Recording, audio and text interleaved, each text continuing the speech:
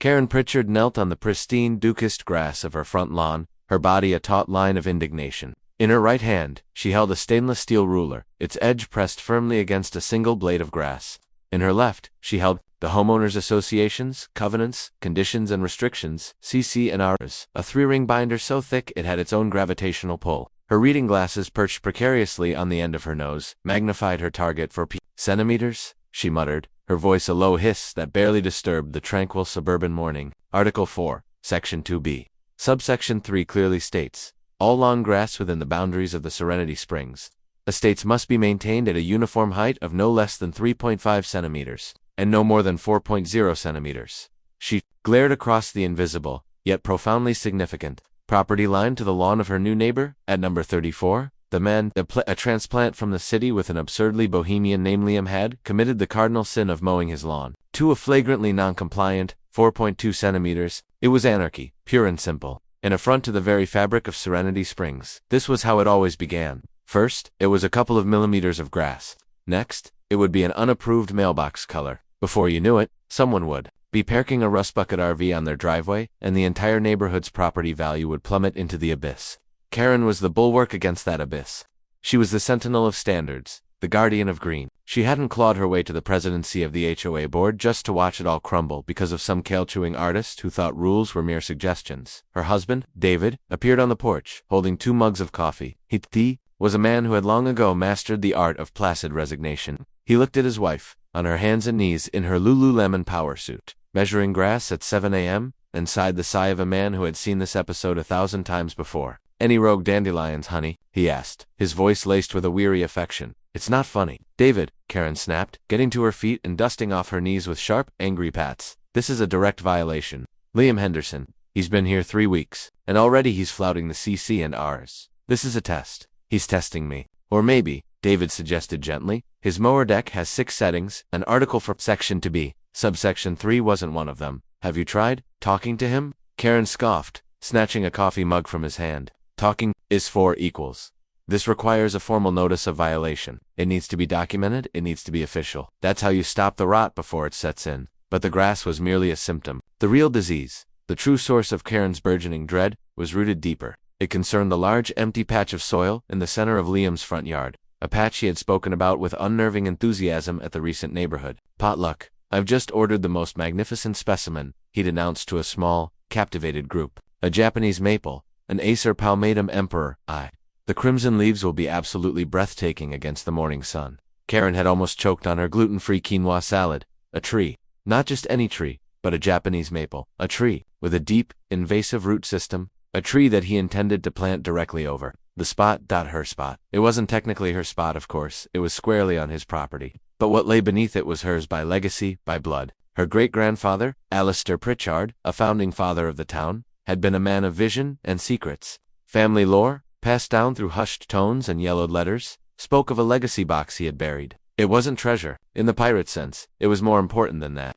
It contained his journals, his unpublished town plans, a patented invention that was supposedly stolen from him, and, most importantly, the original unamended deed to the most valuable parcel of land in the county land that the current town hall now sat upon. The documents her grandfather had written would restore the Pritchard name to its rightful place of honor and influence, and he had buried it, according to his last cryptic letter, beneath the place where the morning sun first kisses, the western ridge. From her own porch, Karen had spent years triangulating that precise location. It was the exact spot where Liam Henderson, with his easy smile and his offensive lawn height, intended to plant his crimson-leafed monstrosity. For years, the lot had been owned by the elderly Mrs. Gable, who was content with her expanse of uninterrupted grass. Karen had been patient, biding her time until she could make a fair offer on the house and reclaim her birthright. But Mrs. Gable's children had sold it out from under her to this Liam. The official notice of violation for the grass was just the opening salvo. Karen spent the next week waging a campaign of bureaucratic terror. She scoured the CC&Rs for ammunition.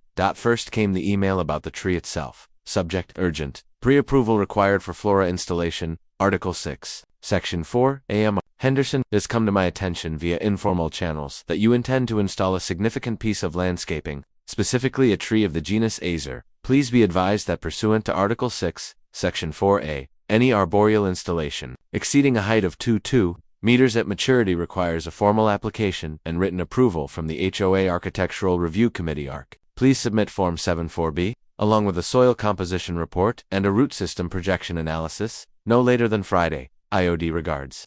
Karen Pritchard, President, Serenity Springs. Liam's response was infuriatingly prompt and cheerful. Subject: re-urgent. Pre-approval required for Flora installation. Hi Karen, thanks for the heads up. Great to know there's a process for these things. Keeps the neighborhood looking lovely. I've filled out the form and attached a standard soil report. From the nursery, the root projection is a bit beyond my horticultural pay grade, but I attached the nursery spec sheet. It's a beauty. Can't wait for you all to see it. Cheers. Liam. He had attached a picture of the tree. It was, Karen had to admit, a stunning specimen, its leaves a fiery red. It was also a stake being driven through the heart of her family's legacy. She denied the application, citing potential long-term foundational risks to adjacent properties due to speculative root expansion. Liam appealed. He appeared at the next HOA board meeting, held in Karen's cavernous, sterile living room. He was charming, reasonable, and had done his homework. Good evening, everyone, he began, addressing the two other board members, a nervous accountant named Gerald, and a retired woman named Beth who seemed more interested in the petty fours. Karen had laid out, I understand the concern about root systems. So, I consulted with a professional arborist. He produced a signed letter. He confirms that the Emperor the First cultivar has a non-invasive, shallow root system, posing zero threat to foundations. He's even offered to come and stake the root barrier himself during planting, at my own expense, to alleviate any possible concerns. Gerald looked convinced. Beth was already on her second petty four.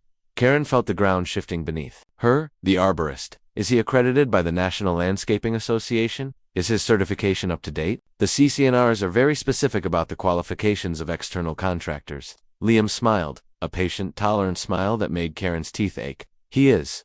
I brought copies of his credentials for you all. He handed them over. They were impeccable. Beth looked up from her pastry. Well, that seems to settle it, doesn't it? The tree sounds lovely. Gerald nodded nervously. Yes, it seems Mr. Henderson has gone above and beyond to meet the requirements. I vote to approve the appeal. Seconded. Beth mumbled. Through a mouthful of cake. The vote was 2-1. Rage, cold and pure, washed over Karen. They had sided with him, her own board traders. Fine. If the system she had so carefully curated to serve her will was now failing her, she would have to operate outside of it.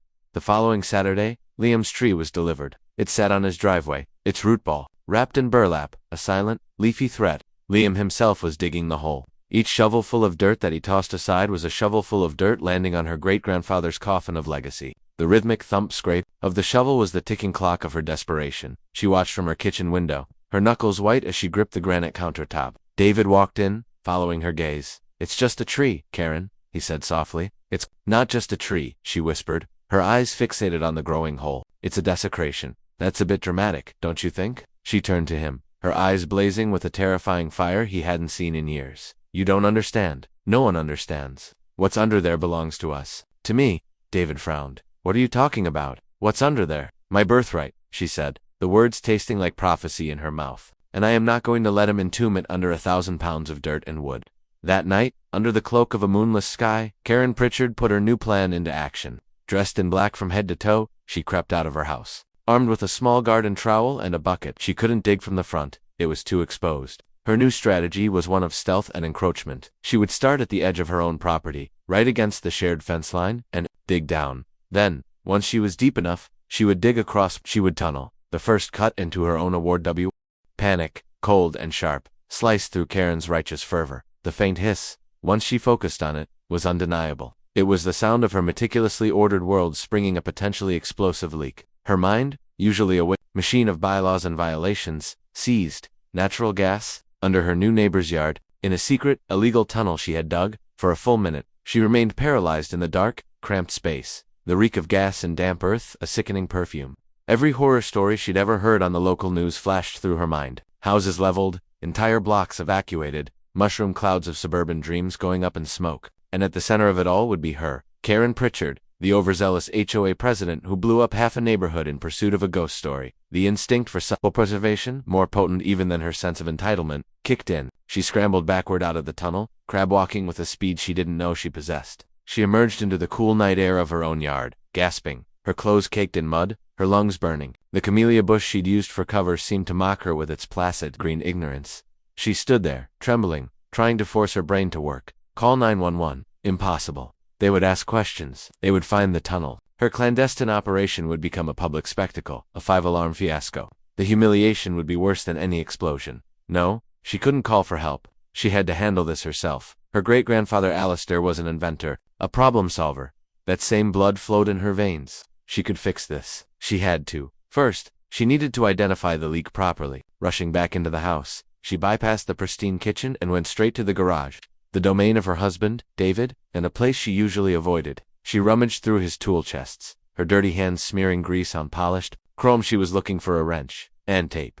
Lots of tape. She found a heavy pipe wrench and a roll of what David called the miracle worker, industrial-grade duct tape, thick and silvery. Armed with her primitive repair kit, she took a deep breath and plunged back into the darkness of the tunnel's entrance. The smell of gas seemed stronger now, or maybe it was just her heightened panic. She crawled forward, the pipe wrench clanking against the tunnel walls. Reaching the leak, she fumbled in the dark, her fingers tracing the seeping joint. It was a slow, steady hiss, not a catastrophic rupture. Not yet.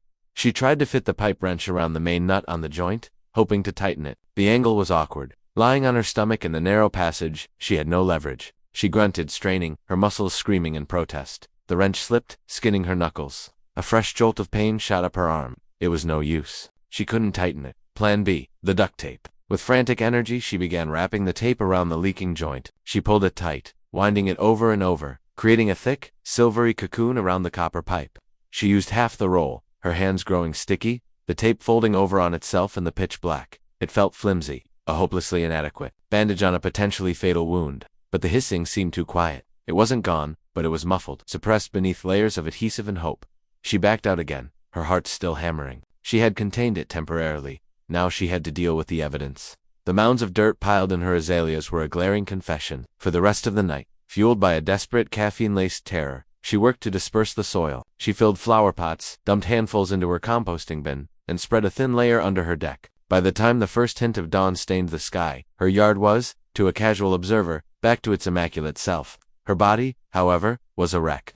Every muscle throbbed, her hands were raw, and a fine tremor ran through her limbs that no amount of coffee could quell. David found her asleep at the kitchen table, her head resting in her arms next to a to-do list that just said fix everything in shaky letters. Rough night? He asked, placing a gentle hand on her shoulder. She jerked awake. I'm fine, she lied, her voice hoarse. Just planning the annual fall festival. He looked at her, at the dirt smudged on her cheek and the exhaustion etched around her eyes.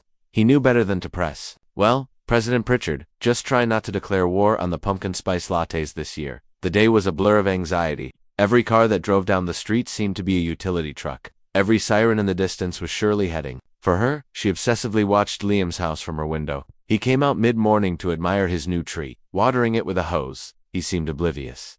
The world hadn't ended. Her secret was safe, for now, but her temporary fix had created a new, unforeseen problem. That evening, as she was pretending to read a novel on her porch swing, she saw Liam outside again, frowning at his gas-powered barbecue grill. He was trying to light it, but it only produced a weak, sputtering flame. He tried again. Nothing. He kicked the tire of the grill in frustration, then went back inside. Karen's blood ran cold. The duct tape, it hadn't stopped the leak entirely. It had only reduced the flow. Gas was still seeping into the soil, and the pressure in Liam's line was now too low to power his appliances. It was only a matter of time before he called the gas company to report low pressure, and when they came to investigate, they wouldn't just check his meter. They would trace the line. They would use sensors. They would find the leak, and in the process, they would find her tunnel. Her window of opportunity was closing fast. The legacy box was still down there, just feet from the compromised gas line. She couldn't abandon her quest now, not when she was so close. The risk of an explosion had been downgraded in her mind to a mere inconvenience. The real danger was discovery. She had to get back in there, bypass the gas line, and retrieve the box before Liam made that call. The new plan was more audacious, more reckless. The tunnel was too narrow, too direct. She needed more room to maneuver around the pipe. She needed to widen the tunnel, to create a small cavern. That night, she waited until David was sound asleep, his gentle snores a reassuring rhythm in the silent house. She dressed in her now familiar black commando gear and crept outside. This time she took a bigger tool, a short-handled spade from the garage. The work was brutal. The spade allowed her to move more dirt, but the cramped space made every movement a struggle. She expanded the tunnel's diameter, carving out the walls, creating a small subterranean chamber right before the gas line. The smell was still there, a constant terrifying reminder of the stakes. She worked with the frantic energy of a doomed woman, sweat pouring down her face, mud plastering her hair. As she dug, she piled the new excess earth inside the tunnel behind her, creating a blockage. It was a desperate measure to hide the growing cavity from anyone who might peer in from the entrance in her yard. It also meant her retreat was now partially blocked. There was no more crab walking out. She had to crawl out backward over a mound of loose soil. Her own property was beginning to show the strain of her obsession. The azaleas, choked with displaced clay, were starting to wilt. A long, thin crack had appeared in the flagstone patio. Near the camellia bush, as the ground beneath it settled, David had pointed it out that morning. "We should get that looked at. Might be a sinkhole." Karen had laughed it off. A high, brittle sound. "It's just settling, David. Everything in this neighborhood settles." Her social standing was suffering too. At the grocery store, she overheard Beth, the cake-loving board member, whispering to another neighbor, "She's gotten intense lately. Did you see the glare she gave the new guy's tree? If looks could kill, that maple would be a pile of sawdust." The whispers only hardened her resolve. They would all see Ness when she held Alistair's journals in her hands. When the Pritchard legacy was restored, they would understand that her intensity was not madness, but vision. Inside her earthen chamber, she finally had enough room to work. She carefully dug around the duct-taped gas line, giving it a wide berth. Her hands, now calloused and tough, worked the spade with grim determination.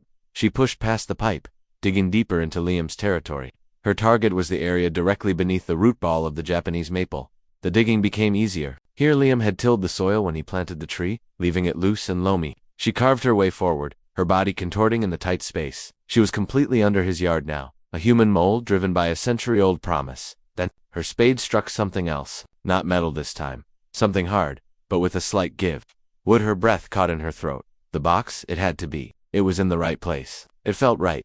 She dropped the spade and began digging with her bare hands, her heart a frantic drum against the tunnel floor. She clawed at the soil, uncovering a dark wooden surface. It was about 2 feet wide and 3 feet long. It was heavy, solid. It was the legacy box. A wave of triumphant euphoria washed over her, so potent it almost made her dizzy. She had done it. Against all odds, against all reason. She had won. She tried to work her fingers under the edge of the box to pry it loose, but it was settled deep in the earth. She needed leverage. She wriggled back to grab her spade, her mind already racing. Ahead, how would she get it out? It was too big and heavy to drag back through the tunnel, especially with the pile of loose dirt she'd seen. The world shrank to the dimensions of the tomb Karen had dug for herself. The casual, professional voices from above were the pronouncements of her doom. Liam's voice joined them, laced with polite concern. "Thanks for coming out so quickly. The grill wouldn't light last night, and my hot water heater was acting funny this morning." "No problem, sir," replied the utility worker. "That's what we're here for. We'll just hook up the diagnostic to your meter first, then we'll walk the line with the detector. Shouldn't take long, shouldn't take long." The words echoed in the cramped darkness, a countdown to Karen's public immolation. She was a cornered animal, her meticulously constructed life the HOA presidency, the immaculate home, the carefully curated image of controlled suburban perfection was about to be shoveled away like loose dirt.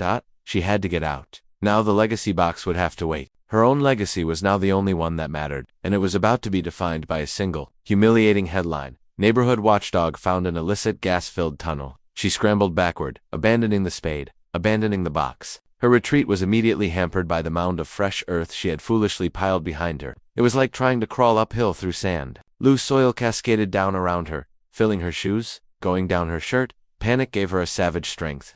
She clawed her way over the mound, her lungs heaving, the taste of dirt and fear in her mouth. Above, the footsteps grew closer. They were moving from the driveway to the side of the house, tracing the path of the gas line. They were walking directly over her. She could feel the faint vibrations through the ceiling of her tunnel. "Getting a faint reading right around here, Mike," one of the voices said. It was almost directly overhead. "Let me dial up the sensitivity." A high-pitched electronic squeal began, faint at first, then growing in intensity. It was the sound of a predator closing in on its prey. It was the sound of the detector. Kern thrashed her way through the last few feet of the tunnel, her movements frantic and clumsy. She burst out of the entrance behind the camellia bush, covered head to toe in a thick paste of mud and sweat. She didn't dare stand up. On her hands and knees, she scuttled across her own lawn toward the back door, leaving a trail of muddy handprints on the pristine flagstone patio. She slipped inside the house, locked the door, and leaned against it, her body trembling uncontrollably. She stripped off her filthy clothes in the laundry room, shoving them deep into the washing machine as if to erase the evidence of her crime. Then she ran to the front window, peering through the slats of the plantation shutters. The scene in Liam's yard was like a diorama of her own personal hell. 2 men in bright yellow vests were now concentrating on the patch of ground near the Japanese maple. One of them held a device that looked like a metal detector, sweeping it slowly over the grass. The electronic squeal was louder now, even through the double-paned glass. Liam stood nearby, his arms crossed, a look of puzzled concern on his face. Is that normal? He asked. Well, it means there's definitely a concentration of gas in the soil right here. The worker, Mike replied, could be a simple joint failure. We'll have to dig down and take a look. Standard procedure. Dig. The word hit Karen like a physical blow. They were going to dig her carefully concealed tunnel entrance on her side of the fence was one thing, but the main cavern, the site of the leak and the legacy box, was about to be laid bare for all to see. Her mind raced, desperately searching for a way out, a contingency plan. Another lie. There was none. She was spectating her own demise in real time. Her husband David came down the stairs, rubbing sleep from his eyes. What's all the commotion? He asked. Then he saw the utility truck through the window. He looked at Liam's yard, then at Karen's face, pale and taut with terror. He saw the muddy footprints she had failed to clean up on the welcome mat. The pieces clicked into place with a sickening finality. Karen, he said, his voice dangerously quiet. What did you do?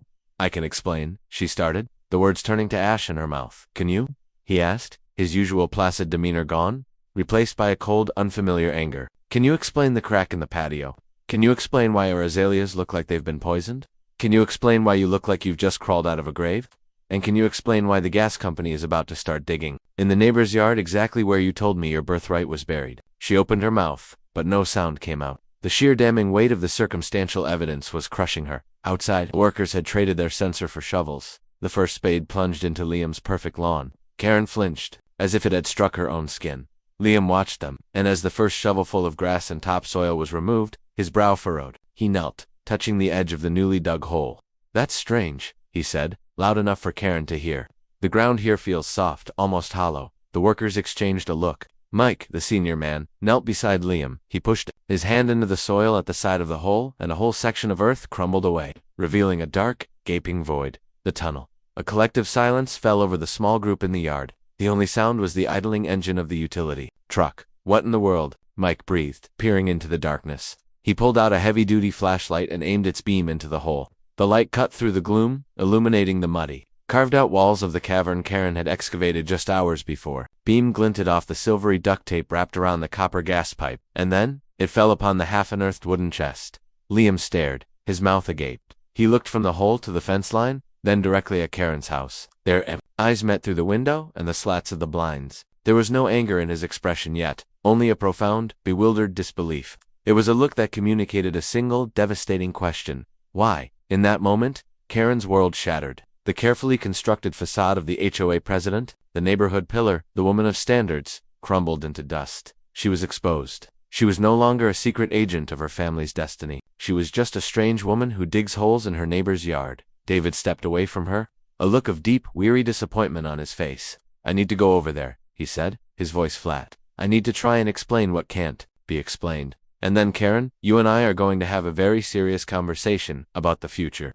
He walked out the front door, leaving her alone in the silent, sterile house. She watched him cross the lawn, her perfect 4.0-centimeter lawn, and approach Liam. He put a hand on Liam's shoulder and began to speak. She couldn't hear the words, but she could see the shame in his posture. The police arrived about 20 minutes later. Liam must have called them. A uniformed officer spoke with the utility workers, with Liam, with David. He took notes on a small pad. He kept glancing over at her house. Karen felt like a specimen under a microscope. Pinned and labeled for all to see, more neighbors started to emerge.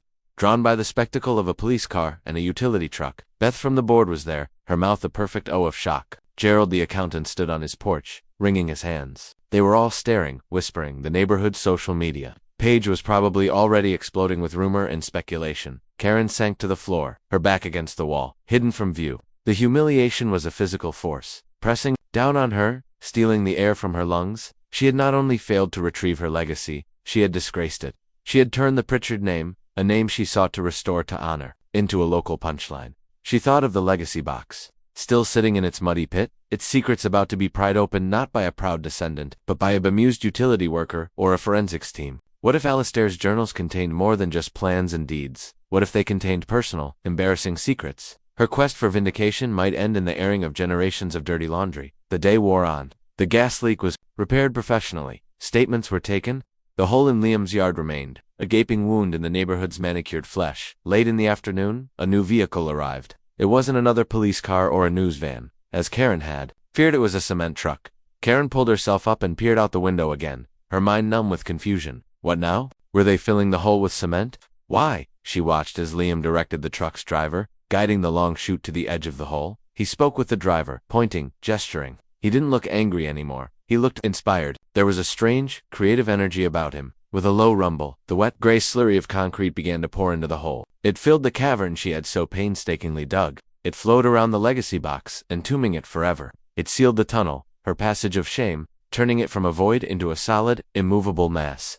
It rose until it filled the entire chasm, level with the lawn. Karen watched, mesmerized by the sheer, brutal finality of it. Her tunnel, her secret, her hope, all of it, was being swallowed by liquid stone. It was over. But as she watched Liam smooth the top of the wet cement with a trowel, a new chilling thought entered her mind. He wasn't just filling a hole. An artist doesn't just fill a hole. He was making something. He was creating a permanent monument to her madness. And she, and the entire neighborhood.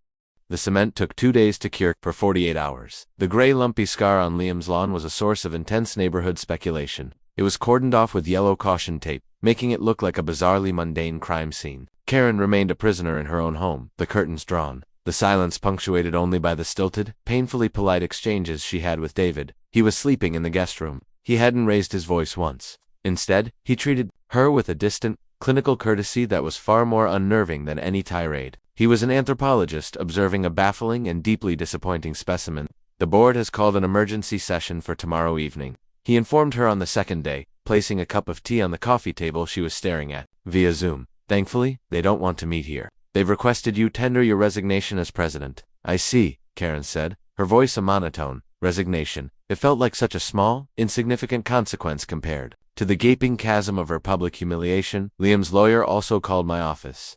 David continued, his own voice heavy with the weariness of a man forced to clean up an unimaginable mess.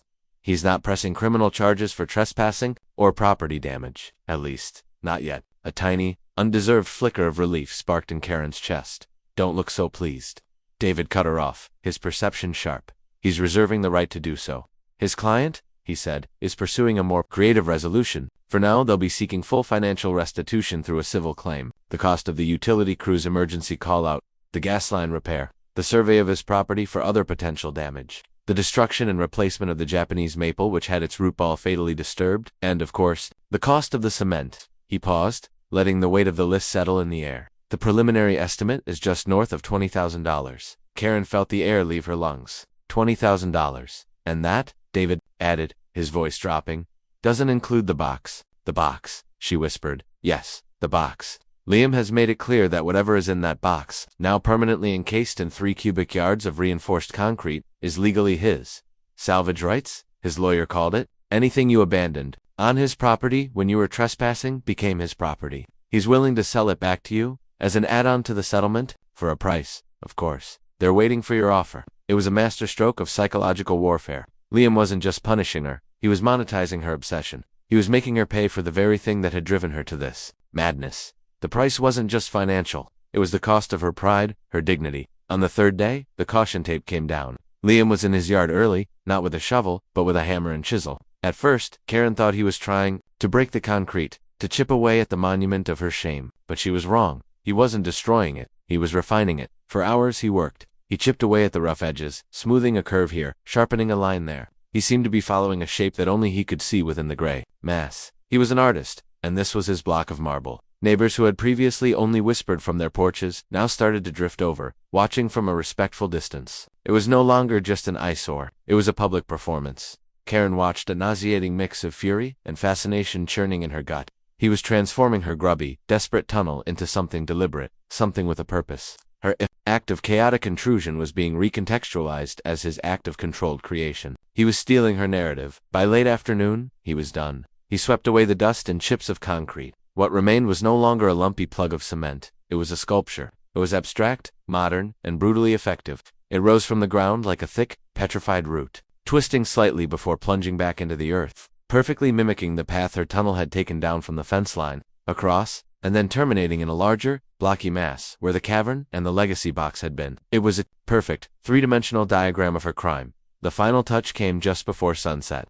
Liam walked out with a small brass plaque and a drill. He mounted it on the part of the sculpture nearest the sidewalk. Then he walked away, leaving his creation to speak for itself. Curiosity finally outweighed Karen's self-imposed house arrest. She had to see the plaque. She waited until full darkness fell, then slipped out of her house like a ghost. The air was cool and crisp. The street was silent. Under the glow of a streetlight, she crept onto Liam's lawn, her feet treading the same ground under which she had crawled just days before. She reached the sculpture. It was bigger up close, a cold, solid presence in the dark. It felt like a tombstone, her tombstone. She leaned in to read the inscription on the plaque. The polished brass gleamed. Entitlement, 2025. Artist, Liam Henderson. Medium, concrete rebar, and misguided ambition. The words hit her harder than any fine or lawsuit. Misguided ambition. He had distilled her entire life's purpose, her family's grand legacy, into two dismissive words. Entitlement. It was a label, a brand, seared onto her identity. He hadn't just filled a hole. He had built a permanent, public exhibition of her deepest, most flawed character trait. Tears of pure, unadulterated rage welled in her eyes. It was diabolically brilliant. He had beaten her, not with rules or anger, but with art. He had turned his yard into a gallery, and her into the exhibit. The Zoom meeting that night was a bloodbath. Gerald, no longer nervous, read the motion to remove her as president with a newfound steel in his voice.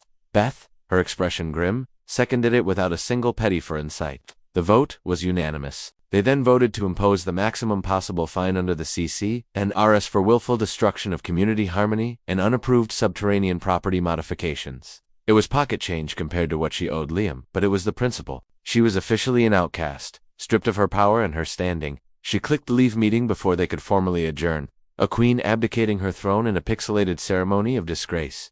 David sat with her afterward in the living room, the silence thick with unspoken recriminations. I spoke with our financial advisor, he said finally. We can cover it. We'll have to pull from the retirement accounts. That trip to Provence we were planning is off the table, probably for the next 5 years. Kieran stared at her hands, the last vestiges of dirt long since scrubbed from under her nails, though she could still feel the phantom grit. And the box? David asked gently. What do you want to do about the box? This was the nexus of it all. Pay an exorbitant price for a pig in a poke, a box that might contain nothing more than moldy papers and dashed hopes, or let it go, and let the mystery poison her for the rest of her life. The thought of Liam possessing it, of him one day hiring a crew to jackhammer it open and laugh at Alistair's secrets, was intolerable. But the cost? What did he ask for? She whispered. He didn't, David said. He wants you to make the first offer. He wants to see what your obsession is worth to you. Karen stood up and walked to the window, looking out at the dark shape on Liam's lawn. The sculpture, Entitlement. It was a challenge, a dare. For the first time in a week, the fog of humiliation began to recede, replaced by the familiar, cold clarity of purpose. Liam thought he had won. He thought he had entombed her ambition in concrete, but he was wrong. He had just given it a new shape. The battle for the legacy box was over, but the war for the Pritchard legacy had just entered a new, far more insidious phase. She thought about her great-grandfather, Alistair.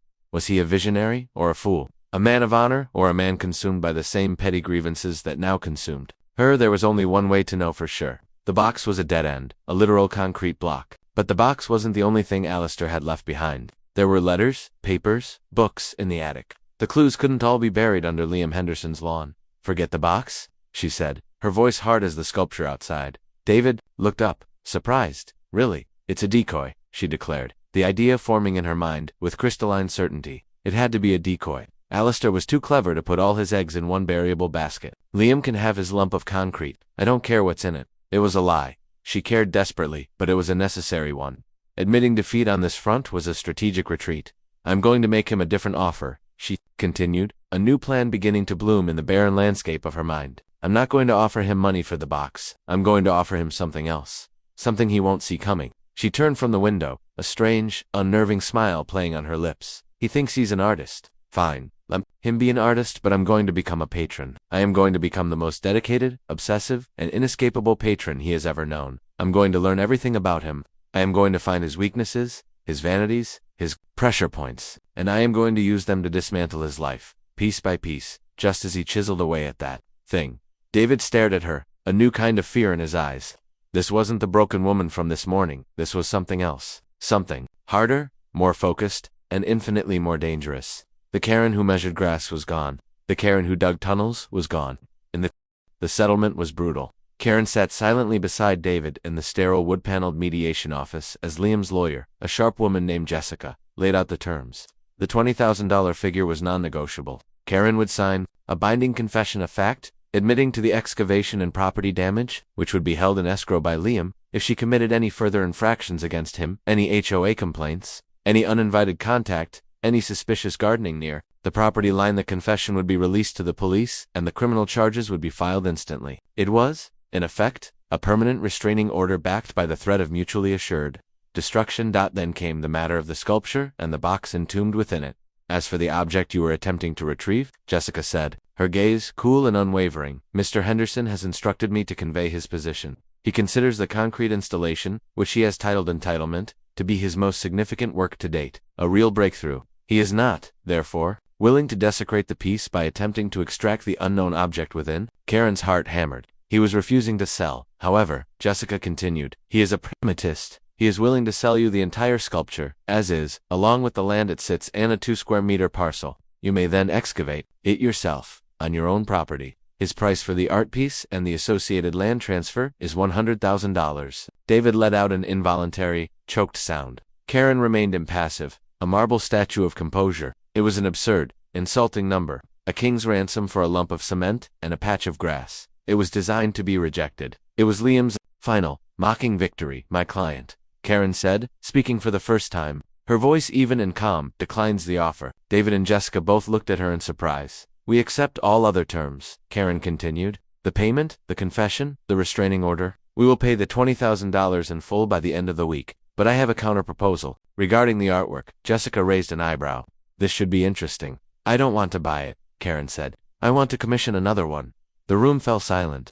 David stared at her as if she had started speaking in tongues. I'm sorry, Jessica asked, genuinely thrown off balance for the first time. Your client is an artist of unique vision, Karen said, the words tasting like poison, yet delivered with the smoothness of fine wine. He has captured something essential, about the neighborhood, about the human condition. I was wrong to try and destroy his canvas. I see that now. In fact, I wish to become his benefactor. I propose to establish the Serenity Springs Public Art Fund, with an initial endowment of $5,000, administered by Mr. Henderson, for the purpose of creating more such installations throughout the neighborhood's common areas. My one condition is that my endowment is made public. I want everyone to know that I am funding his genius. It was a declaration of war disguised as a treaty of peace. If she couldn't destroy the sculpture, she would co-opt it. She would smother him with her support. She would attach her name to his art so tightly that he could never be praised without her being mentioned. Her name, Karen Pritchard, would become synonymous with his work. She would be the Medici to his Michelangelo, a constant cloying presence he could never escape.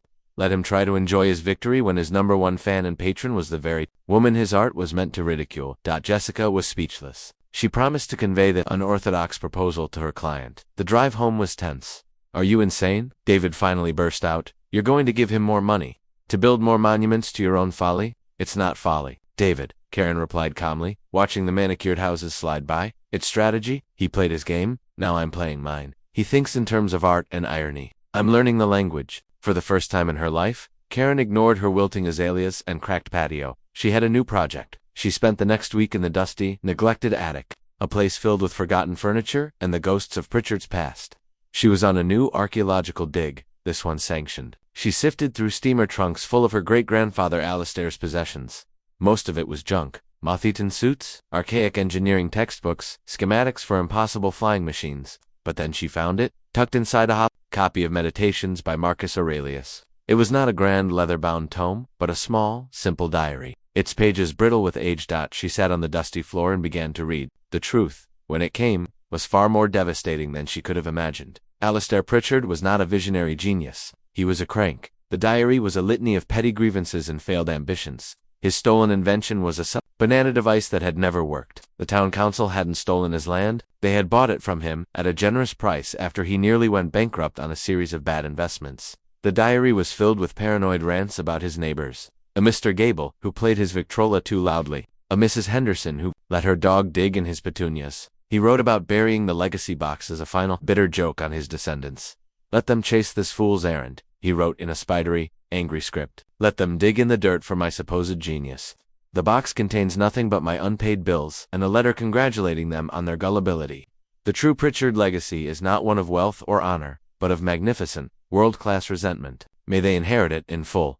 Karen felt the attic grow cold. Her entire life, her entire identity, had been built on a foundation of lies. Her righteous crusade was nothing more than the punchline to a century-old practical joke. The ambition she thought she had inherited was just a genetic strain of bitterness. She wasn't honoring her great-grandfather, she was becoming him. The sculpture on Liam's lawn wasn't just about her. It was about Alistair, too. Entitlement. Misguided ambition. Liam had unknowingly diagnosed a generational sickness. She sat there for a long time, the diary open in her lap, the weight of her own foolishness pressing down on her. The rage was gone, the strategic cunning was gone, replaced by a vast, hollow emptiness. Then, she turned the page. The last entry in the diary was dated a year after the one about the legacy box.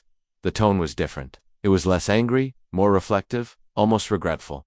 My prank seems to have soured, Alistair wrote. Perhaps bitterness is a poor inheritance to leave one's own blood. I have squandered my opportunities in pursuit of feuds and fantasies.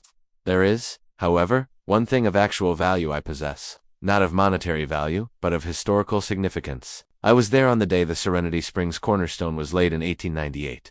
The mayor, in his drunken vanity, dropped his personal silver seal into the wet cement. He was too embarrassed to retrieve it. I saw where it fell. I have made a new map, a true one this time. I will place it in a second box, a smaller, humbler one. I will bury it not on land destined for dispute, but somewhere overlooked, somewhere humble, somewhere a wiser descendant, one who has learned the folly of pride, might one day think to look under the weeping willow behind the Old Town Gazette building. Karen's heart began to beat again, a slow, heavy rhythm. A second box. A real one, a map to a verifiable artifact. The old Gazette building was now the Serenity Springs Community Center, and the weeping willow was still there, a massive, ancient tree in the public park behind it. She closed the diary, her mind reeling. This wasn't about restoring honor or claiming wealth. This was different. This was about proof. Proof that Alistair wasn't just a spiteful old fool. Proof that there was something real amid the wreckage of his life. And proof, perhaps, that she could be the wiser descendant he wrote about. A few days later, Liam's lawyer called back. Liam, intrigued and amused by Karen's absurd offer, had accepted. The Serenity Springs Public Art Fund was now a reality, with Karen Pritchard credited as its founder and sole patron. The first check was cashed. The neighborhood newsletter ran a story, painting Karen as a reformed eccentric, a woman who had seen the error of her ways and embraced the very art that satirized her. It was a humiliating, brilliant piece of public relations. Karen played her part perfectly. She was gracious, humble. She even complimented the sculpture to Beth, the former board member, at the grocery store. It really captures the light in the afternoon, don't you think? She'd said, forcing a serene smile. But as she walked away, her mind was elsewhere. It was in the cool, damp earth of the public park. It was on the cryptic map described. In a dead man's diary, Liam Henderson could have his sculpture. He could have his victory. He could enjoy the irony of being funded by his own victim. She had lost the battle of the front yard, but a new treasure map lay open before her. The game was far from over. It had simply moved to a new, much larger board. As she loaded her groceries into her car, a glint of the old, familiar fire returned to her eyes. The fire of a woman with a secret, a shovel, and a profound, unshakable sense of purpose. And this time, she wouldn't be digging on private property. This time, she would be excavating history, public history, and surely, no one could fault her for that.